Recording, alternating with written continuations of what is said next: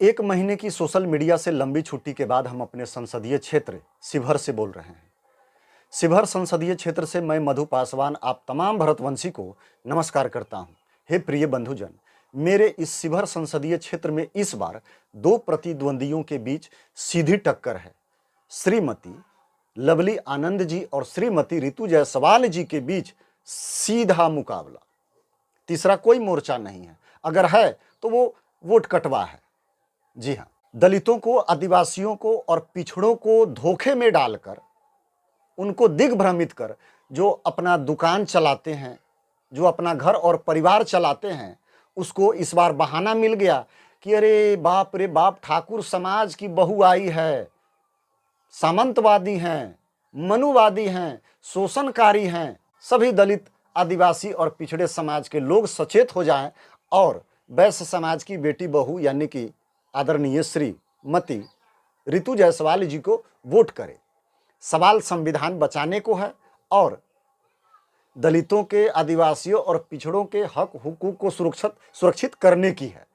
कहीं इस बार तीसरी बार भाजपा सत्ता में आई तो संविधान बदल देगी और दलितों के आरक्षण को वो खत्म कर देंगे, जबकि 100% ये झूठ बात है। दुश्मन कोई और है, बताया किसी और के बारे में जा रहा है। तीर जहां मारना है वहां नहीं मारे जाएंगे, बल्कि तीर वहां मारे जाएंगे जहां मारने की कोई आवश्यकता नहीं है।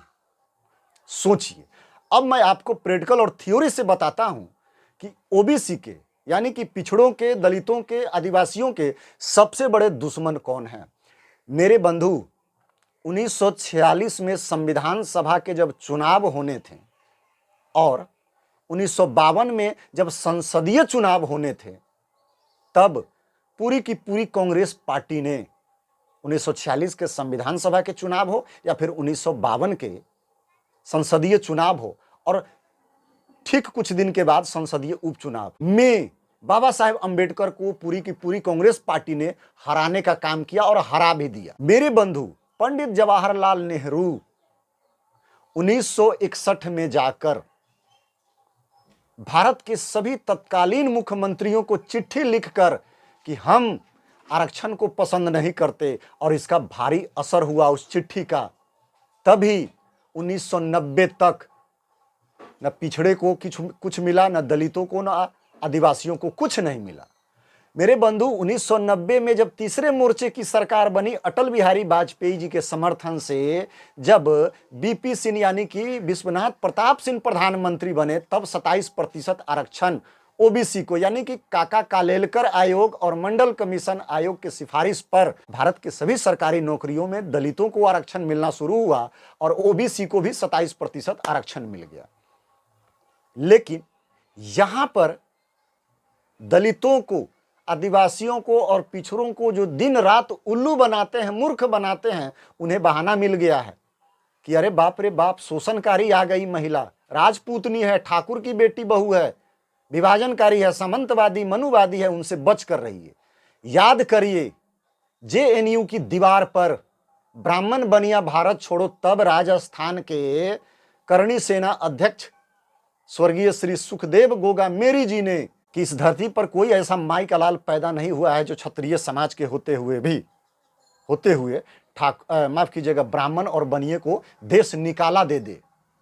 सोचिए, ब्राह्मण और बनिए को कोई टारगेट न करे, ठाकुर समाज तलवार और छाती लेकर आगे खड़ा है, लेकिन यहां पर जो समाज को तोड़ने वाले लोग हैं, उन्हें अपनी दुकान चलानी है और चल भी जाती है। इसलिए चल जाती है चूंकि हम दलित लोग, हम पिछड़े लोग, हम आदिवासी लोग केवल किसी के शिक्षा पर काम कर जाते हैं, हम अपने विवेक से अपने को संभाल नहीं पाते। मेरे बंधु, जो विपक्षी इस समय बता रही है कि तीसरी बार भाजपा आते ही आरक्षण खत्म कर देगी, वो खुले मंच से भारत के कोने कोने में जाकर कि जब मेरी सरकार आएगी तो हम 370 बहाल करेंगे। याद करिए, अंबेडकर जी के न चाहते हुए भी नेहरू ने संविधान में अनुच्छेद 370 और 35A घुसेड़ दिया था, जिसके जरिए जम्मू कश्मीर में कोई भी दलित हो, आदिवासी हो, पिछड़ा समाज का बच्चा हो, वो कितना भी प्रशिक्षित हो जाए, उच्च शिक्षित हो जाए, सफाई कर्मचारी ही बनेगा। वो कलेक्टर, डीएम, एसपी, वहां के कोई क्लर्क लेवल के ऑडिटर फॉडिटर ये सब नहीं बनेंगे, सफाई कर्मी ही बनेंगे, केवल गंदी नाली ही साफ करेंगे। सोचिए आरक्षण के दुश्मन कौन है, ये आप यहां से इस्तेमाल करके समझ और बूझ सकते हैं। मेरे बंधु, कांग्रेस पार्टी ने कभी भी बाबा साहेब भीमराव अंबेडकर जी को यथोचित सम्मान नहीं दिया। मेरे बंधु, ब्रिटिश संसद द्वारा पारित अधिनियम के तहत 1916 में BHU बनारस हिंदू यूनिवर्सिटी और 1920 में AMU अलीगढ़ मुस्लिम यूनिवर्सिटी की स्थापना हुई। लेकिन अलीगढ़ मुस्लिम यूनिवर्सिटी में आरक्षण न दलितों के लिए है, न पिछड़े आदिवासियों के लिए है, लेकिन जिसे मनुवादी बताया जाता है, हिंदू से जिसे नफरत करने को बताया जाता है, उस बनारस हिंदू यूनिवर्सिटी में दलितों के लिए भी, पिछड़ों के लिए भी और आदिवासियों के लिए भी आरक्षण का प्रावधान है। श्रीमती लवली आनंद जी ठाकुर समाज की बेटी हैं, बहू हैं, इसलिए मुख्य रूप से बेवजह टारगेट की जा रही हैं। ठाकुर का कुआं, तो ठाकुर का कुआं चलो हम इसे भी मान लेते हैं, लेकिन प्यास तो हम सब की थी। कौन प्यासा मर गया? नहीं, सबकी प्यास बुझी। हल ठाकुर के, बैल ठाकुर के, हल की मूठ पर हथेली अपनी, लेकिन फसल ठाकुर के। भूख तो हम सभी के थे, सभी के। कौन भूखा मर गया?